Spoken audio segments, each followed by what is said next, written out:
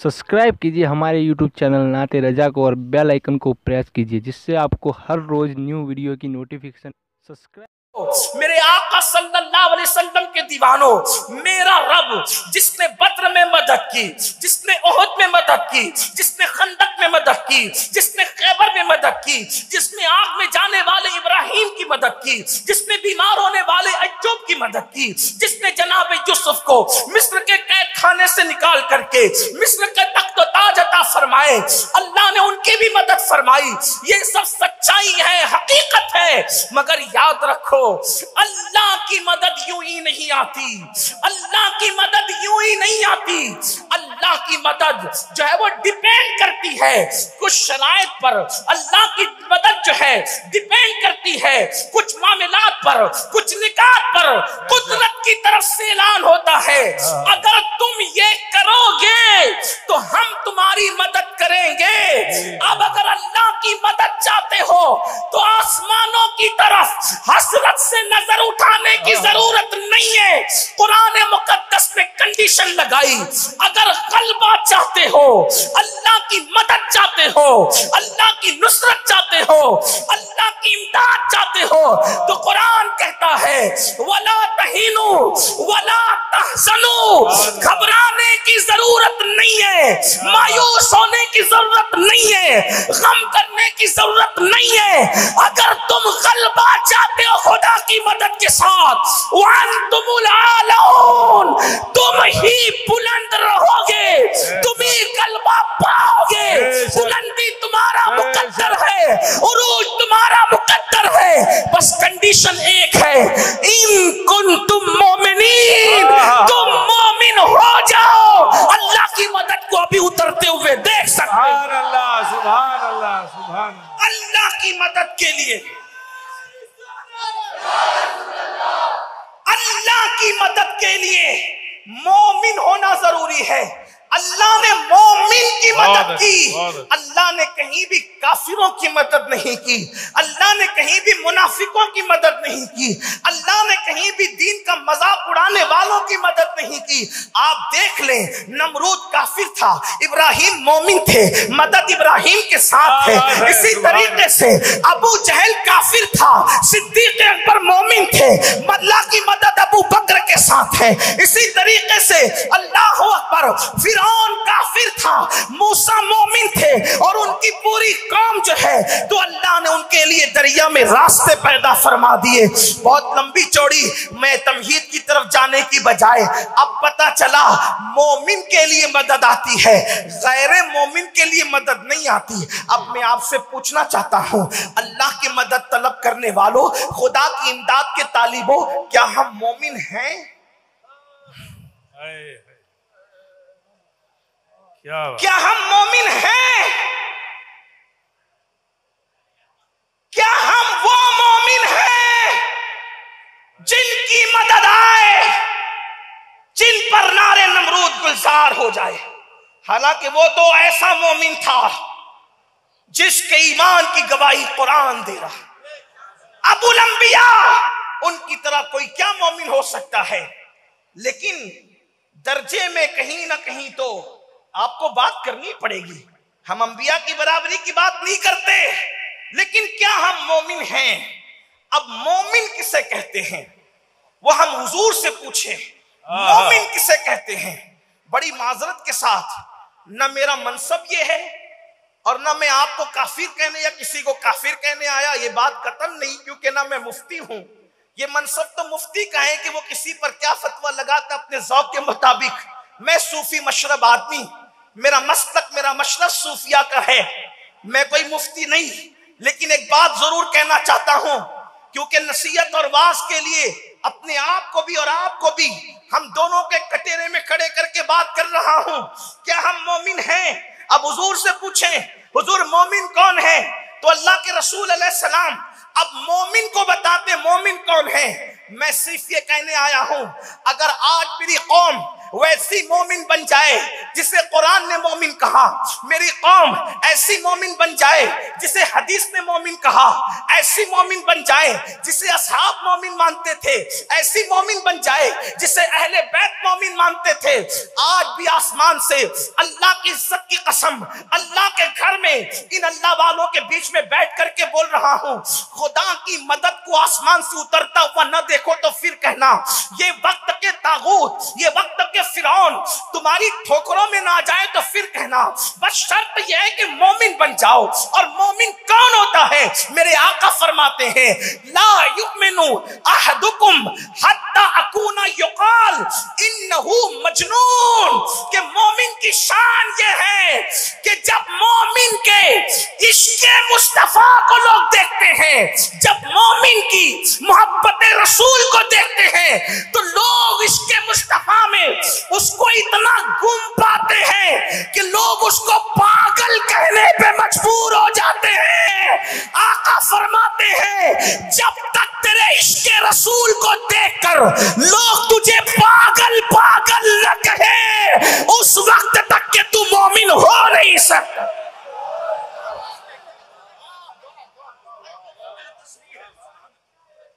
पागल न कहे, पागल न कहे, उस वक्त तक तू मोमिन हो नहीं सकता। मतलब क्या? अब थोड़ी तवज्जो कर ले। ये बेतवज्जोही भी किसी फरजानगी की अलामत है मेरे भाई, वरना बात इतनी कीमती हो रही महबूब की, जब उनका जिक्र आता है तो फरिश्ते भी अटेंशन हो जाते हैं। और मैं उनका जिक्र कर रहा हूं, मेरे महबूब का, और हम लोग तवज्जो किसी और तरफ कर रहे हैं। मैं कहता हूं, जब यार का जिक्र आए तो फिर आदमी की तवज्जो मलकुल मौत की तरफ भी नहीं रहती, अगर वो सच्चा आशिक रसूल हो जाए तो।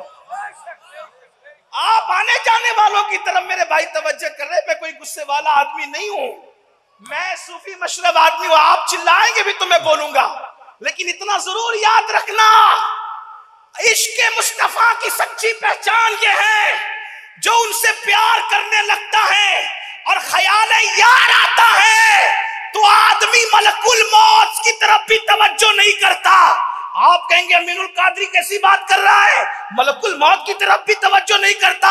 मैंने कहा बात इश्क की यही है, दो आलम से करती है बेगाना दिल को अजब चीज है लज़्ज़त आशनाई, शहादत मतलूब मकसूद मोमिन, न माले गनीमत न किश्वर कुशाई। वो मलकुल मौत की तरफ तवज्जो क्यों नहीं करता? वो मलकुल मौत की तरफ तवज्जो क्यों नहीं करता? इसलिए कि यार के जलवों से फुर्सत नहीं मिलती। मलकुल मौत की तरफ तवज्जो क्यों करे? इसीलिए आशिक यार के जलवों में घूम रहता है, उसे खबर भी नहीं होती और उसकी रूह निकलती चली जाती। आप इतना सस्ता समझते इश्क़ रसूल को। आज मेरा जवान बहुत सस्ता समझता है। तो मैं अर्ज कर रहा था, जब तक किसी के इश्क को देखकर लोग उसको पागल न कहें, आका ने फरमाया वो मोमिन नहीं हो सकता। अब पागल का मतलब क्या? देखो, पागल का मतलब ये नहीं, पागल का मतलब ये नहीं कि उसको अकल ही ना हो, बल्कि आपसे कहना चाहता हूं, आशिक जितनी अकल रखता है उतनी अकल किसी के पास नहीं होती। इसीलिए और पागलों को लोग नादान कहते हैं, लेकिन जो नबी के इश्क में पागल हो जाए उस बहलूल को लोग आज तक दाना कहकर पुकारते हैं, आज तक उसको दाना कह के पुकारते हैं। और वो ऐसा दाना है कि सिर्फ दाना नहीं बल्कि दाना ही जिसके घर से लेकर के लोग जाते हैं। और फिर अल्लाह अकबर, लोग जन्नत के लिए दर दर की ठोकरें खा रहे हैं। जो नबी के इश्क में पागल हो जाए वो ऐसा दाना होता है कि वक्त के बादशाह को फिर वो जन्नत फरोख्त करता हुआ नजर आता है, वो जन्नत बेचता हुआ नजर आता है। तो अर्ज कर रहा था, पागल मजनून का मतलब क्या? देखो, मजनून का मतलब ये नहीं कि अकल चली जाए, फिर कहता हूं, बल्कि मजनून को किसी की धुन सवार होती है, किसी की धुन सवार होती है, तो धुन की वजह से लोग उसको पागल कहते हैं। आप नहीं, अगर एक बात आदमी बार बार बार बार बार बार बार बार बार बार रिपीट करे, तवज्जो करना, बहुत अहम मोड़ की तरफ बात जाती है। अल्लाह करे आपके दिल में बात समा जाए, मेरी भी निजात आपकी भी निजात। आपके पास बड़े बड़े खुतबा आते हैं, मैं कोई खतीब नहीं, बारगाह गौसियत का एक बेहुनर सख्त फकीर, लेकिन इश्क का पैगाम लेकर आया हूं। दिल के कान से सुनना। मजनून का मतलब क्या? बेअक्ल नहीं। मजनून का मतलब धुन ऐसी सवार कि लोग एक ही धुन, मजनून को एक ही धुन सवार होती है, इसलिए लोग उसको पागल कहते हैं। मतलब किसी को धुन सवार हो गई किसी लड़की की, वो उसकी वजह से पागल होता है। यानी पहला मजनून जिसको कहा गया, आमतौर पे तारीख में 7 लोगों को मजनून कहा गया, 7 लोगों को। पहला मजनून जिसको कहा गया तो वो जनाब कैस थे, कैस। और वो लैला की मोहब्बत में बस लैला ही लैला, लैला ही लैला, लैला ही लैला। बता नहीं मौर्रिख ने कहां तक इंसाफ किया। मुझे एक वाकया याद आता, तारीख का है, तारीख की बहुत ज्यादा बातों पर एतबार नहीं कर सकते, लेकिन बहरहाल है बात दिलचस्प, इसलिए मैं नकल कर रहा हूं, जिम्मेदार इसका नहीं हूं। लैला ही लैला, इतना लैला लैला लैला लैला के लोगों ने उसको मजनून कहा। और हमें अपने बुजुर्गों ने बताया कि सबसे पहले कैस को मजनून जिसने कहा, मजनून, वो इमाम हसन पाक है। इमाम हसन ने उसको मजनू कहा, और मजनू कहने की वजह बड़ी दिलचस्प है, उसको सुन ले आप, आपको बात समझ में आएगी। उसको क्यों मजनू कहा जनाब कैस को? एक मर्तबा कैस जंगल में बैठे हुए थे और 2 बुजुर्गों के दरमियान जंग चल रही थी, या 2 बुजुर्गों के दरमियान इख्तिलाफ चल रहे थे। बुजुर्ग कह रहा हूं क्योंकि मेरा मसलक इश्क मोहब्बत है, मेरा मसलक अदब है, मेरा मसलक फिक्रे रजा का जो है वो पाबंद है, इसलिए मैं कह रहा हूं 2 बुजुर्गों में इख्तिलाफ चल रहा था। खलीफा ये बुजुर्ग होंगे या खलीफा ये बुजुर्ग होंगे, और इख्तिलाफ था। उलमा जानते हैं किसके लिए हो रहा था, हालांकि अल्लाह अकबर दोनों सराखों पर है। अलबत्ता ये है अल अली माल हक, अल हक माल अली, ये अहले सुन्नत व जमात का हर दौर में मौकिफ रहा है और इंशाअल्लाह रहेगा। लेकिन उधर भी एहतराम का दामन हाथ से छूटना तो दूर की बात, छूटने का तसव्वुर भी नहीं किया जा सकता। इमाम हसन को वो मिल गए कैस, यानी कि मजनून मिल गए, तो वो जंगल में बैठा अपनी धुन में। इमाम हसन को कुछ ख्याल आया, कहा 2 बुजुर्गों में इख्तिलाफ चल रहा है, खलीफा ये होंगे या ये होंगे, जरा मैं इससे पूछ लूं।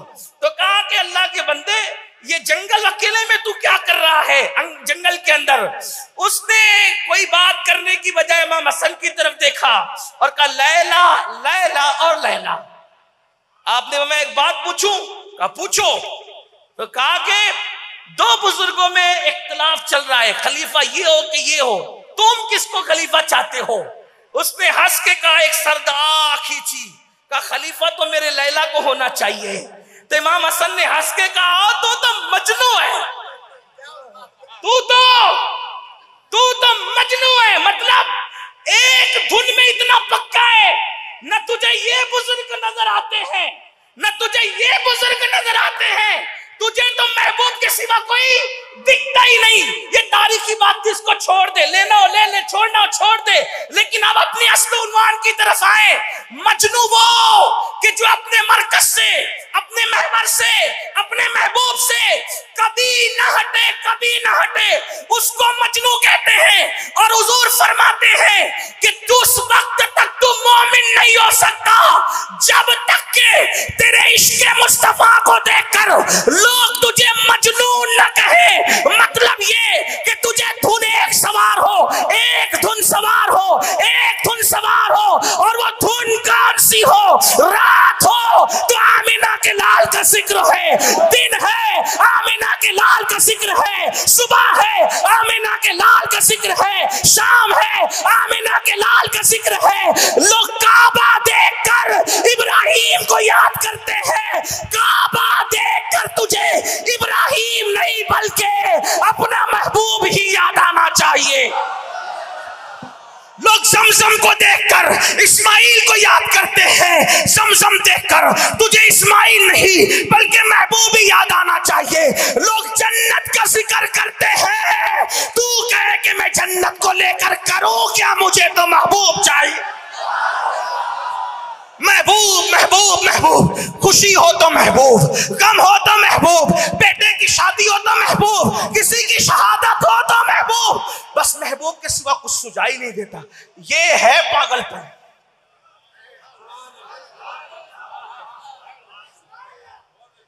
जिसे लोग ऐब समझते हैं वो दीवानगी है। आप पागल का मतलब कोई दूसरा मत लेना मेरे भाई। दीवाना, दीवाने को दीवाना न समझो। दीवाना बहुत सोच के, दीवाना बहुत सोच के दीवाना बना है। दीवाना बहुत।